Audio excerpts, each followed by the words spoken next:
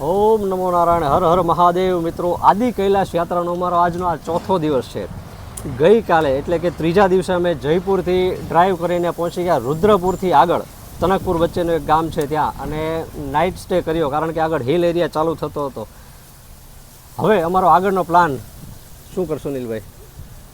આપણે આપણા સદગુરુ મહારાજ શ્રી મહાદેવ બાપુના સાનિધ્યમાં જ્યારે આ યાત્રા નીકળી છે ત્યારે કહેવાનું મન થાય કે ગુરુ બિન જ્ઞાન ન ઉપજે, ગુરુ બિન મીટે ન ભેદ, ગુરુ બિન સંશય ના ટળે, ભલે વાંચો ચારે વેદ.